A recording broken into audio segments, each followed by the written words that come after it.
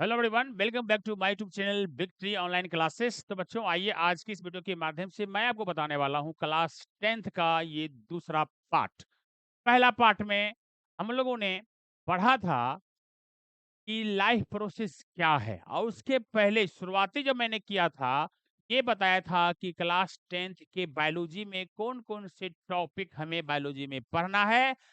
सारी बातों की चर्चा विषय सूची करते हुए मैंने लाइफ प्रोसेस जो पहला है जे प्रक्रम, उसको मैंने शुरुआत किया था, उसकी परिभाषा बताया था, और साथ ही साथ उसके अंतर्गत कौन कौन से प्रक्रियाएं, जैविक प्रक्रियाएं होती हैं, वो मैंने आपको बताया था। एग्जाम्पल में जैसे है आपको शोषण है, न्यूट्रिशन मीन्स पोषण है, उसके बाद परिवहन है, रिप्रोडक्शन है, उपापचय क्रिया है, आदि बहुत सारी चीजों को मैंने बताया था। अब उसका वन बाय वन करके आज हमें डिटेल्स करना है। तो आज जो बारी जिसकी है, आज इसका डिटेल्स हम करने वाले हैं। वो भी पूरा नहीं होगा, मैं शुरुआती करेंगे, जिसको डिटेल से पढ़ेंगे उसका नाम है पोषण। उसका नाम है पोषण अर्थात न्यूट्रिशन। उसके बाद हम इसको जब पूरा करेंगे तब हम दूसरा पार्ट करेंगे। उपापचय की बात भी होगी, रिप्रोडक्शन की बात बात होगी, परिवहन की बात होगी, सब की वन बाय वन करके चर्चा हम करेंगे। तो आज पोषण, मैं इस दूसरे वीडियो के माध्यम से मैं पोषण स्टार्ट कर रहा हूं। इसीलिए जो बच्चे नहीं देखे हैं पार्ट 1 को, तो निश्चित रूप से पार्ट 1 जरूर देखना। उसके बाद फिर ये पार्ट 2 देखना, और पूरा देख लोगे तो कहीं दोबारा बायोलॉजी 10th की पढ़ने की आवश्यकता नहीं होगी। और नहीं विश्वास होता है तब शुरू से अंत तक एक बार देख लो, तो नहीं दीवाना हो जाओगे तो कहना, ठीक है। तो चूंकि अगर देखे नहीं हो तो बिना देखे कितना आप समझ पाओगे कितना क्या है नहीं है, ठीक है। इसीलिए एक बार टाइम निकाल के पूरा देख लीजिए, उसके बाद ब्रेन वॉश हो जाएगा। किसी को ब्रेन वॉश करने की आवश्यकता नहीं पड़ेगी, खुद ब्रेन वॉश तुम लोग सबको कर सकते हो। बशर्ते कंडीशन ये है, ये पूरा वीडियो शुरू से अंत तक आप देख लो, ठीक है। तो चलिए स्टार्ट करता हूं बच्चों। स्टार्ट करते हैं आपका ये पहला। आज यहां से स्टार्ट करता हूं इस चीज को, तो ध्यान से इसको देखिएगा, है ना। ध्यान से इसको समझने की बारी है। ध्यान से समझने की बारी है। क्या है बच्चों, देखो सबसे पहले आज हम शुरुआत करता हूं पोषण, तो बोलते हैं न्यूट्रिशन। न्यूट्रिशन, अब न्यूट्रिशन क्या होता है, परिभाषा जानेंगे। न्यूट्रिशन में पोषण है। पोषण जो खान पीन पेट भरते हैं, जिससे हमको एनर्जी मिलती है, ताकत मिलता है, सारी क्रियाएं अच्छे ढंग से हम करते हैं।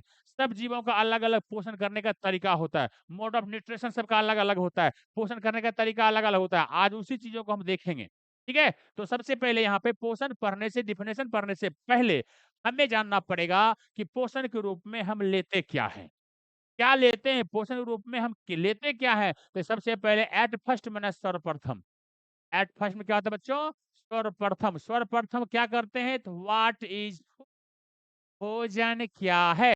अगर ये जान लेते हो तो फिर इस चीज को समझने में आसानी होगी। नहीं तो ऐसे भी करते हैं, पोषण के कई पोषण परिभाषा हो जाएगा। एक कई प्रकार के होते हैं, ऑटोट्रॉप्स है ना, एक हेट्रोट्रॉप्स है ना, विषमपोषी, समपोषी, स्वपोषी, मृतोपजीवी, अलग अलग करके एग्जाम्पल दो, परिभाषा लिखो, हो जाएगा। अरे सिंपल तरीका है वो तो, इससे भी छोटे क्लास के बच्चे भी करते हैं। लेकिन थोड़ा-सा 10th आ गया है, 10th का स्टैंडर्ड कुछ अलग होता है, फिर 11th में भी कुछ इसके अलग-अलग स्टैंडर्ड होते हैं। क्लास वाइज़ जो होता है, उस अनुसार से बच्चों को पढ़ना चाहिए। देखिए ध्यान से, तो चलिए आज मैं बताता हूँ भोजन क्या है सबसे पहले। अब भोजन क्या है, आप कहोगे भोजन क्या है? जो खाते-पीते वही तो भोजन है। लेकिन बायोलॉजिकल टर्म में हम वैसे नहीं बोलेंगे। बायोलॉजिकल टर्म में कुछ अलग से समझने की हम कोशिश करेंगे। अगर समझ लेते हो तो फिर आपको समझने की आवश्यकता नहीं पड़ेगी, एक-दूसरे को समझाने की आवश्यकता पड़ेगी आपको। देखिए कैसे, तो सबसे पहले वे सभी आवश्यक पदार्थ, देखिए आवश्यक पदार्थ जो खाना-पीना खाते हैं तो आवश्यक हमारे लिए है, हमको एनर्जी देता है। अब देखिए क्या कहता हूँ, वे सभी आवश्यक पदार्थ भोजन के रूप में जो कुछ लेते हैं, ठीक है? चाहे तेल हो, घी हो, रोटी हो, चावल हो, मुर्गा हो, मछली हो, कुछ भी, ध्यान से समझिएगा। आवश्यक पदार्थ जो जीव शरीर को कोई नुकसान नहीं पहुँचाते हैं, पहुँचाते हुए अर्थात समझिए ध्यान से, कोई भी ऐसा खान-पीन, वे सभी पोषक पदार्थ, वे सभी जो भोजन के रूप में जो आवश्यक पदार्थ होते हैं, जो शरीर को कोई भी जीव जो है ना, जो भी ग्रहण करते हैं, उस उसके लेने से उस जीव को कोई हानि नहीं पहुँच रहा है। हानि नहीं पहुँचाते हुए, मैंने हानि नहीं हो रहा है लेकिन फ़ायदे ही फ़ायदे हो रहा है, तो वही कह रहा है, नहीं पहुँचाते हुए किसी जीव के शरीर में अवशोषित होने के पश्चात बिना नुकसान पहुंचाए शरीर में अवशोषित हो गया, शरीर में एब्जॉर्ब हो गया, एब्जॉर्ब होने के बाद पश्चात शरीर की रचना शरीर का निर्माण कर रहा है, शरीर को डेवलप कर रहा है, शरीर का विकास कर रहा है, छोटे से बड़े बच्चे हो रहे हैं, छोटा से पेड़ पौधा बड़ा हो रहा है, हर चीज हर जीव जो है उसके शरीर में परिवर्तन हो रहा है। जब परिवर्तन हो रहा है, रचना में परिवर्तन हो रहा है, स्ट्रक्चर बन रहा है एवं टूट-फूट की मरम्मत, रिपेयर भी हो रहा है। अगर घाव-घोस कहीं कट-छट जाता है, तो वही भोजन से हम क्या करते हैं, उसकी पूर्ति करते हैं। मेडिसिन भी लेते हैं, मेडिसिन भी एक तरह से है, भोजन के रूप में ले लेते हैं अगर हम उसकी हम खुराक को बढ़ाते घटाते हैं जितना ड डॉक्टर बताता है। ठीक है? तो मुख्य रूप से मैं पोषण की बात कर रहा हूँ अभी, ठीक है? तो टूट-फूट की मरम्मत, वृद्धि ग्रोथ करेगा, साथ में विकास करेगा, जनन क्षमता का विकास होगा, जनन क्षमता जो रिप्रोडक्शन कैपेसिटी होगी, उसका भी विकास होगा। उसके बाद साथ में ऊर्जा मिलेगी, साथ में है ना ऊर्जा उत्पादन तथा जैविक क्रियाओं में जितने भी बायोलॉजिकल फंक्शनल होते हैं, जैविक क्रियाओं का संचालन और नियमन आदि का कार्य करते हैं। इतना सारा डिटेल्स परिभाषा हुआ, इतने सारे डिटेल्स परिभाषा हुआ एक भोजन का। और नहीं तो शॉर्ट में बोलना चाहेंगे तो आराम से कह सकते हैं कि शरीर को बिना नुकसान पहुंचाए हुए शरीर को जो पदार्थ फायदा पहुंचाते हैं, शरीर का विकास करते हैं, शरीर को ऊर्जा प्रदान करते हैं, उसको हम भोजन कहते हैं। समझने के लिए यह भी सही है, समझने के लिए यह भी सही है। लेकिन अगर बायोलॉजिकल टर्म से पढ़ेंगे तो इतना अगर डेफिनेशन को एक्सप्लेनेशन करके समझेंगे, फिर दोबारा आपको पढ़ने की आवश्यकता भोजन की नहीं पड़ेगी। तो चलिए बच्चों, हम उम्मीद करता हूँ भोजन के बारे में आप समझ गए होंगे। ठीक है? अब भोजन के बारे में समझ गए, अब भोजन के बारे में समझ गए, तो हम अब ये देखना चाहते हैं कि भोजन समझ गए तो क्या हुआ, टाइप्स ऑफ फूड, भोजन के प्रकारों को समझ लो। भोजन कितने प्रकार के होते हैं, ये जानना बहुत ज़रूरी है। कुछ बच्चे होते हैं क्लास 9 10th में चले गए, लेकिन आपको कुछ बेसिक चीज़ मालूम है ही नहीं, है ना? तो सही से उसको है ना पढ़ा ही नहीं गया है, तो आप उसको समझ लीजिए। उस सारे बच्चों के लिए मेहनत करके मैं बैठा हूँ और आप ध्यान दीजिए इसको। तो सबसे पहले अकॉर्डिंग टू फंक्शन अर्थात क्या? कार्यों के अनुसार फंक्शन है ना, कार्यों के अनुसार भोजन को हम क्या 3 भागों में बाँटते हैं। मुख्य रूप से 3 भागों में बाँटते हैं, जो भोजन कौन प्रकार का भोजन कौन-सा कार्य करता है, इसीलिए कहते हैं अकॉर्डिंग टू फंक्शन, है ना, फूड आर मेनी टाइप्स। तो फूड आर मेनी टाइप्स तो कौन-कौन है? सबसे पहला आता है बॉडी बिल्डर्स, ये शरीर का निर्माण करता है। समझिएगा ध्यान से, बॉडी बिल्डर्स, बॉडी बिल्डर्स अर्थात क्या? शरीर निर्माण करने वाले पोषक पदार्थ अर्थात वही भोजन। शरीर निर्माण करने वाले भोजन कौन है? जिसमें प्रोटीन की मात्रा मिलेगी, जिसमें खनिज होगा अर्थात मिनरल्स होंगे, वो सभी आपके शरीर को बनाता है, बॉडी को बिल्डर बनाता है, डेवलप करता है, विकास करता है, ताकत देती है। समझ गया? तो ये है बॉडी बिल्डर बनाता है आपके प्रोटीन और खनिज। तो समझ में आ गया होगा बच्चों। दूसरा भोजन को हम मानते एनर्जी गिविंग फूड अर्थात ऊर्जा देने वाले भोजन, एनर्जी गिविंग फूड, ऊर्जा देने वाले भोजन, जैसे कार्बोहाइड्रेट, ग्लूकोज वगैरह सब बनेगा तुरंत नहीं, कार्बोहाइड्रेट है और फैट्स है, वसा है, जैसे वसा के रूप में तेल आएगा, घी आएगा, क्या क्या आएगा? तेल आएगा, तेल है, घी है, शहद है, ठीक ना? ये सब क्या है? आपको वसा है जिसमें कार्बोहाइड्रेट, प्रोटीन पुनः एनर्जी मिलती है। समझ गया? तो ये कार्बोहाइड्रेट और वसा जो है ये एनर्जी गिविंग फूड है, क्विक एक्शन करता है और ताकत जल्दी देता है। ठीक है? उसके बाद तीसरा और सबसे लास्ट है प्रोटेक्टिव फूड। प्रोटेक्टिव फूड रक्षात्मक भोजन आपके शरीर की रक्षा करती है और ये जब रहता है शरीर में, है ना, तो बाकी चीजों को भी आसानी होती है अपना कार्य करने के लिए। इसीलिए इसको कहते हैं रक्षात्मक। इससे क्या होता है कि पेट तो भरता जल्दी नहीं है, लेकिन खाने से क्या होता है कि आपको बाकी चीज जो खाए हैं उसको रक्षा करता है और ताकत देता है कि तुम अपना काम करो, मैं हूं ना, मैं देख लूंगा सबको, जितनी भी बीमारियां आएगी ना हम सबसे लड़ लेंगे। इसीलिए ये बाकी बीमारियों से, वायरस से, फंजाई से, है ना, प्रोटोजोआ से, जितने से है ना वायरस से, बैक्टीरिया सबसे लड़ने की इसके पावर होती है, अर्थात वो विटामिन है। सारे विटामिन, विटामिन ए लेके के तक, ठीक है। और खनिज, खनिज जैसे यहाँ था, यहाँ भी खनिज है। खनिज दोनों काम कर रहा है, बॉडी बिल्डर फूड्स में भी काम कर रहा है और प्रोटेक्टिव फूड का भी काम करता है। इसको रेगुलेटर्स बोलते हैं, कंट्रोल करता है शरीर को, है ना? जिसकी आवश्यकता कम पड़ेगा उसको, है ना, बराबर मैनेज कर देगा, ठीक है? तो इसको रेगुलेटर बोलो, प्रोटेक्टिव फूड बोलो, रेगुलेटेड फूड बोलो। क्या-क्या इसमें आएगा? विटामिन्स आएगा और खनिज आएगा। तो विटामिन्स का मैं एक पार्ट लेके आऊँगा, पूरा डिटेल से विटामिन बताऊँगा, जितने सारे विटामिन्स में फ़ायदे हैं, है ना? कितने कौन-कौन विटामिन में क्या मिलता है, सारी डिटेल से लेके आएँगे बच्चों, ठीक है? तो ये खनिज, तो ये हमारा हो गया अकॉर्डिंग टू फंक्शन, है ना? Foods are many types. तो भोजन के प्रकार देख लिया, भोजन 3 प्रकार के हो गए, कौन-कौन से हो गए आप समझ गए होंगे। अब हम पोषण की परिभाषा अब बताता आ रहा हूँ, जो शुरुआत में हमने लिखा था पोषण क्या है, जो पहला आया था आज का कि भोजन पोषण है क्या? अभी शुरू करता हूँ what is nutrition? What is nutrition की बात यहाँ होती है। व्हाट इज़ न्यूट्रिशन की बात यहाँ होती है बच्चों। व्हाट इज़ न्यूट्रिशन में क्या आएगा? उसको देखना है, देखिए। व्हाट न्यूट्रिशन क्या आएगा? तो पोषण क्या है? What is nutrition? द पोषण, पोषण की परिभाषा यहाँ से आएगी। पोषण एक जटिल प्रक्रम है, कॉम्प्लेक्स प्रोसेस है। कॉम्प्लेक्स, जटिल माने कॉम्प्लेक्स, हार्ड, है, डिफिकल्टीज टाइप का जटिल प्रक्रम है, और जिसके अंतर्गत कोई भी जीवधारी भोजन ग्रहण करता है, जिसके द्वारा शरीर रचना होता है, फूड की मरम्मत होती है एवं अन्य सभी जैविक क्रियाओं का संचालन तथा नियमन होता है। अर्थात वही पोषण वाला बात है ना, इसके पहले जो मैंने समझाया था, बस उसी तरह का, क्योंकि ये भी पोषण ही है, पोषण से ही संबंधित बातें हैं। ये चर्चा है, बस पोषण की परिभाषा आप यही लिख सकते हो, यहीं पे करना है, इसी तरह करना है। क्या जैसे भोजन करते हैं तो ये सारी चीजें होती है ना, तो भोजन के रूप में क्या लेते हैं? पोषण प्राप्त करते हैं, भोजन के रूप में पोषण प्राप्त करते हैं, पोषण ले रहे हैं, तो दोनों मिलता-जुलता चीजें हैं। इसलिए तो मैंने पहले भोजन को बताया, है ना? भोजन बताया, भोजन का तरीका बताया, वही है पोषण। अब मैं पोषण की परिभाषा बता रहा हूँ। ये है आपको कि क्या है, एक जटिल प्रक्रिया है जिसके द्वारा क्या होता है, कोई भी जीवधारी भोजन को ग्रहण करता है, अर्थात वही पोषण के रूप में भोजन ग्रहण करता है, और जिसके द्वारा क्या होता है, शरीर की रचना होती है, उसका विकास होता है, टूट-फूट की मरम्मत होती है, अन्य सभी जैविक क्रियाएँ का नियमन होता है, संचालन होता है, सब कुछ होता है। ऐसी चीज़ों को हम क्या कहेंगे, ऐसे प्रोसेस को हम क्या बोलेंगे? पोषण कहेंगे। तो पोषण जब हो गया, अब हम आगे समझते हैं कि पोषण का तरीका क्या है? पोषण तो ले लिए, पोषण तो परिभाषा हो गया, समझ गए भोजन को लेते हैं उस रूप में।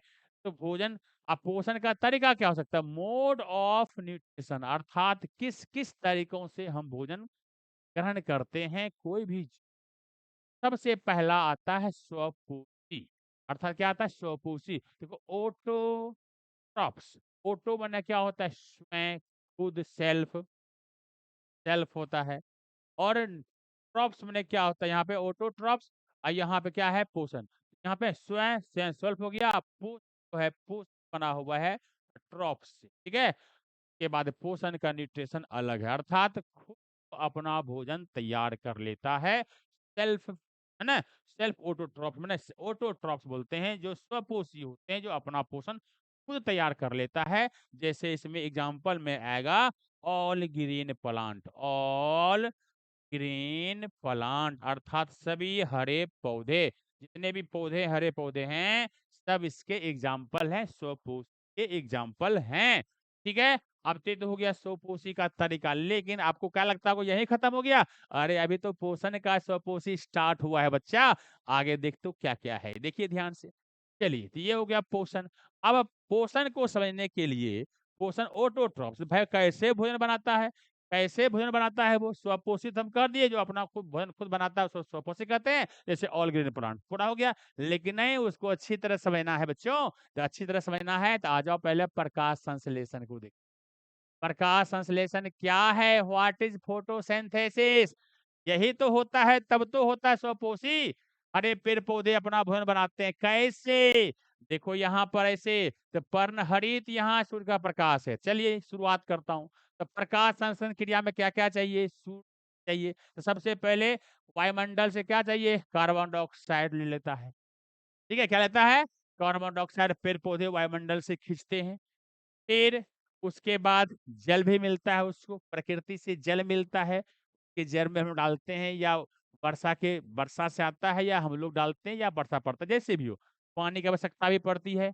वाटर की आवश्यकता पड़ती है, नहीं वाटर की आवश्यकता पड़ती है, कार्बन डाइऑक्साइड की आवश्यकता पड़ती है इससे, समझ में है ना? और उसके बाद सूर्य की रोशनी ऊपर से आसमान से जो है सूर्य बाबा जो है सन है ना, वो सूर्य की रोशनी देते हैं, का प्रकाश है और साथ-साथ में पत्तों में, पेड़ के पत्तों में वर्णहरित पाया जाता है, क्लोरोफिल पाया जाता है, पत्तों में क्लोरोफिल पाया जाता है। अब ये मिला, पेड़ पत्तों में ये है, माने पत्तों में जो है ये है, इस पे सूर्य रोशनी पड़ा, ऊपर से जल मिला, ऊपर से कार्बन डाइऑक्साइड मिला, ये सब है सामग्री। फोटोसिंथेसिस करने में ये सब कुछ आवश्यकता कच्ची सामग्री के रूप में चाहिए, माना जाता है। तो क्या-क्या चाहिए? तो कार्बन डाइऑक्साइड 6 अणु के रूप में रहता है, पानी 6 अणु भी रहेगा उसमें मॉलिक्यूल्स के रूप में, साथ में ये तो है ही पेड़-पौधों में, ये सूर्य प्रकाश मिला, जब ये सारे चीज़ होते हैं, तो रिएक्शन होता है, तो उस रिएक्शन के बाद जो रिजल्ट निकलता है बच्चों, रिजल्ट निकलता है वो क्या निकलता है? देखो C6H12O6 ये ग्लूकोज बनता है, शरीर में ग्लूकोज का निर्माण कर लेता है, अर्थात पेड़-पौधे में क्या बन जाता है? ग्लूकोज बन जाता है, उसके कोशिकाओं बॉडी में से ग्लूकोज बनता है और ग्लूकोज में एक अणु मात्र रहता है और साथ में ऑक्सीजन भी रिलीज करता है, तब ना पेड़-पौधे जो ऑक्सीजन छोड़ते हैं तो हम लोग लेते हैं। लिया कार्बन डाइऑक्साइड और छोड़ा ऑक्सीजन। हम लोग ऑक्सीजन लेते हैं, कार्बन डाइऑक्साइड छोड़ते हैं। हम लोग जो छोड़ते हैं पेड़ पौधों के लिए अमृत और पेड़ पौधों जो छोड़ते हैं वो हमारे लिए अमृत। ठीक है? एक दूसरे के पूरक हैं, पेड़ नहीं रहेंगे, सारी दुनिया के सारे पेड़ पौधे मर जाएँगे, हम खुद ऑटोमेटिक मर जाएँगे। हम लोग जंतु सारे जो है ना कुत्ता, बिल्ली, भैंस जितने भी जंतु जंतु हैं, जंतु सारे मर जाएँगे, तो पेड़ पौधे ऑटोमेटिक सारे मर जाएँगे।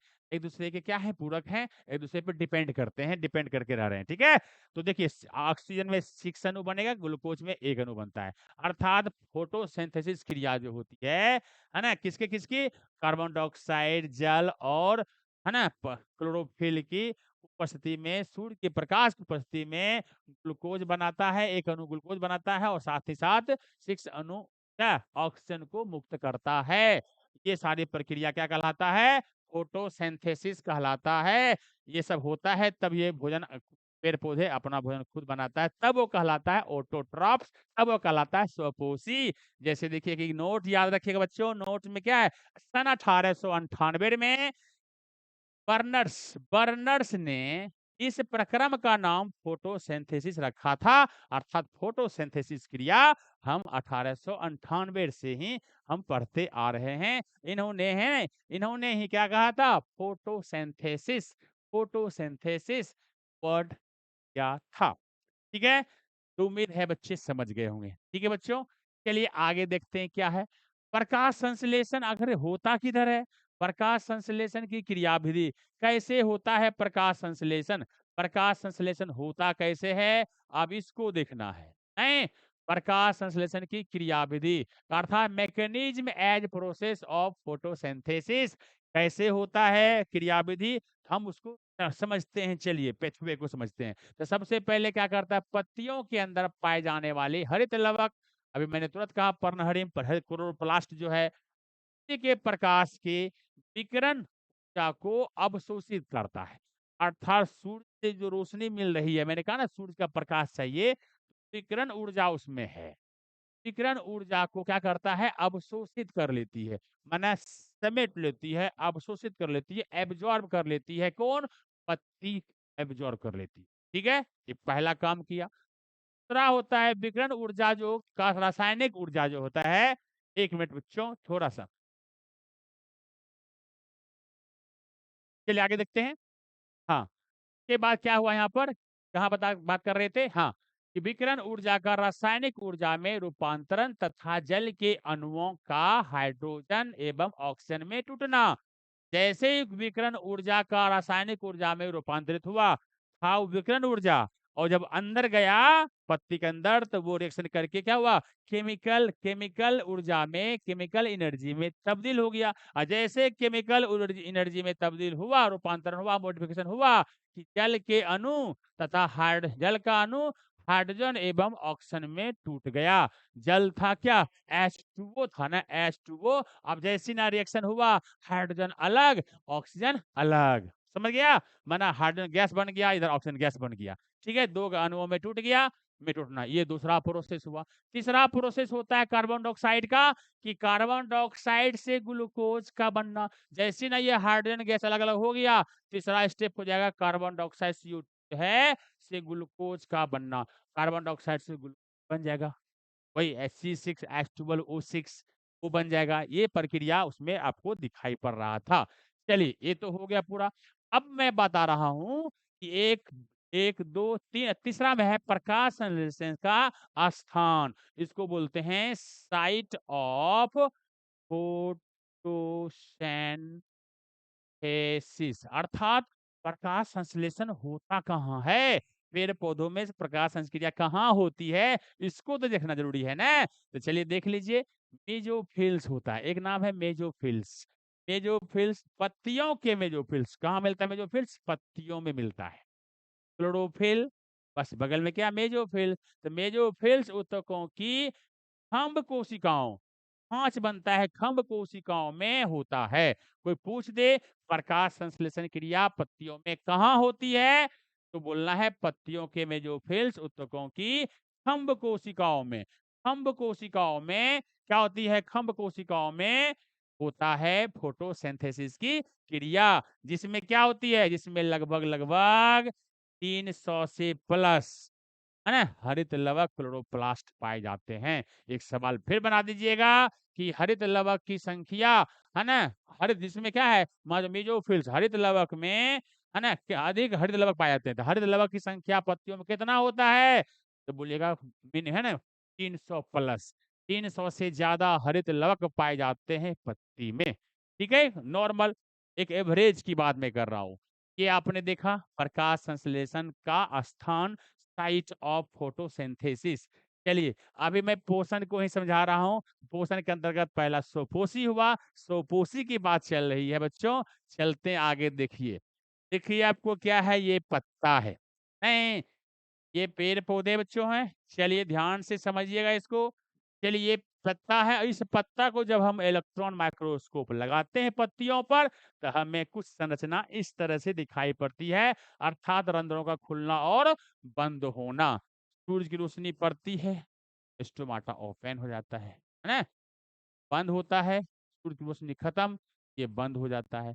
तो उसके सूर्य की रोशनी के ऊपर ये खुलना बंदना ऐसे ऐसे लगा रहता है। ठीक है, तो चलिए देखते हैं यहाँ पर। तो ये जो है पत्ती है, और पत्ती को जब यहाँ पर हम माइक्रोस्कोप लगाते हैं, इलेक्ट्रॉन माइक्रोस्कोप लगाते हैं, तो हमें रचना दिखाई पड़ती है कुछ इस तरह का। देखिए ये है एपिडर्मल सेल, एपिडर्मल सेल है ये, एपिडर्मल सेल है, एपिडर्मल।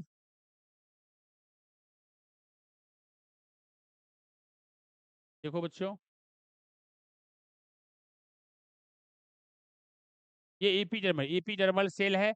ये वाला भाग देखिए, ये पत्ता का ये वाला भाग जो है ना, ये वाला भाग है एपिडर्मल को सेल है। उसके बाद यहाँ पर देखिए ये जो लाल लाल दिखाई पड़ रहा है आपको बीच में, सबसे पहले ये न्यूक्लियस है। क्या है ये, न्यूक्लियस है, केंद्रक है। ठीक है, उसके बाद यहाँ पे आ जाओ, देखो जैसे यहाँ पत्ती के बीच में एक छिद्र होता है, छिद्र को दिखाया गया है। तो इस तरह की रचना जो आप देख रहे हो, इस तरह की रचना जो देख रहे हैं आप, ये वाला और ये वाला है ना, ये इसी में जो क्या क्या है इसको समझिएगा ध्यान से। यही स्टोमाटा का छिद्र, यही है स्टोमाटा। तो यहाँ जो है ये वाला भाग, इस एरिया को कहते हैं, इसको इनर थिक वाल बोलते हैं, अंदर की मोटी भित्ति, ये वाला एरिया हुआ। उसके बाद यहाँ न्यूक्लियस हो ही गया, और ये जो उजला उजला भाग यहाँ पे इस बीच में ऐसे उजला उजला भाग यहाँ पे दिखाई पड़ रहा होगा, ये वाला भाग, ये वाला भाग, इसको बोलते हैं वैक्यूल। क्या बोलते हैं इसको, वैक्यूल कहते हैं। और ये जो बीच बीच में दिया हुआ है, इसको समझिएगा, ये जो बीच बीच में गोल गोल गोल गोल गोल गोल यहाँ दिया हुआ है ऐसे करके, हरे हरे भाग, इसको बोलते हैं क्लोरोप्लास्ट। क्लोरोप्लास्ट बोलते हैं, क्या बोलते हैं, क्लोरोप्लास्ट, क्लोरोप्लास्ट बोलते हैं इसको। ठीक है, यहाँ सब कुछ लिखा हुआ है क्लोरोप्लास्ट। ये बीच में ऐसे ऐसे करके जो दिया हुआ है उसको क्लोरोप्लास्ट बोलते हैं। अब गार्ड सेल क्या होता है, बस यहीं पे देखो गार्ड सेल, यहाँ पर है, यहाँ पे दिया हुआ है दो गार्ड सेल इस तरह से। ये देखो ये है गार्ड सेल, है ना, रक्षक कोशिका, रक्षक कोशिका है। यही दरवाजा खोलता है बंद करता है, गार्ड नाम है तो दरवाजा खोलेगा बंद करेगा नहीं करेगा। तो इस तरह से देखो आउटर थिन वॉल ये था, भीतर है ना इनर थिक वॉल ये था, और उसके बाद ये जो बाहरी एयर देख रहे हो ये वाला, अर्थात ये वाला, ये हुआ भीतरी, ये हुआ बाहरी। तो ये आउटर क्या कहते इनर थिक वाल है, ये आउटर थिन वाल है और यहाँ पे एस्टोमोटल पोर है। ये जो पोर छिद्र देख रहे हो इसको बोलते हैं, क्या बोलते हैं इसको, देखो एस्टोमो है ना, इस मेटल है एस्टोमेटल पोर, अर्थात रंध्रीय छिद्र बोलते हैं इसको, ये रंध्रीय छिद्र है ना। अब इसी तरह का जब हम आगे देखते हैं, इसी संरचना को और इलेक्ट्रॉन जूम करके दिखाया गया है। देखो एस्टोमोटल पोर बीच वाला भाग यही हुआ, बीच वाला भाग ये हुआ।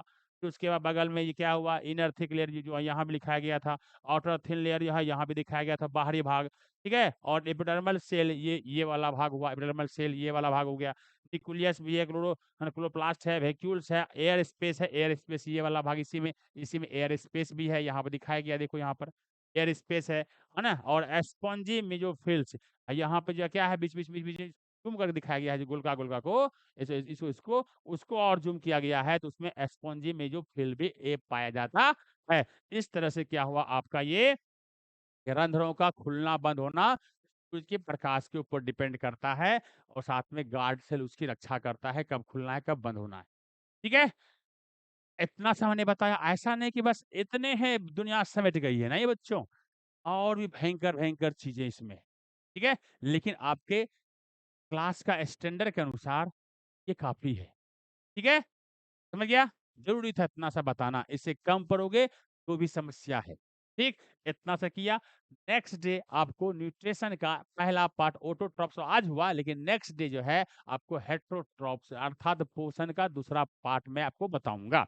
तो उम्मीद करता हूं आपको ये टॉपिक अच्छा लगा होगा, ठीक है। तो अपने दोस्तों को बताइए, चैनल पर नए हो बस चैनल को सब्सक्राइब करें, अपने दोस्तों को बताएं, और 10th वाले जो भी बच्चे हैं, उससे जूनियर भी 9th वाले बच्चे हैं, आगे आगे पढ़ने वाले हैं या अगले करने वाले हैं, इंटरेस्टेड हैं, तो वह बच्चा पढ़ सकता है। जो बच्चे समझ सकते हैं इसको समझिए, ताकि आने वाले समय में आप अपना परफॉर्मेंस क्लास में है ना, स्कूल में, कॉलेज, जहां भी दोगे अच्छा खासा दोगे, ठीक है। कोई दिक्कत नहीं होनी चाहिए, ठीक है बच्चों। तो बस इसी आशा विश्वास के साथ आज विदा लेता हूँ, मिलता हूँ नेक्स्ट डे नए टॉपिक के साथ। ओके बच्चों, गुड डे, बाय बाय।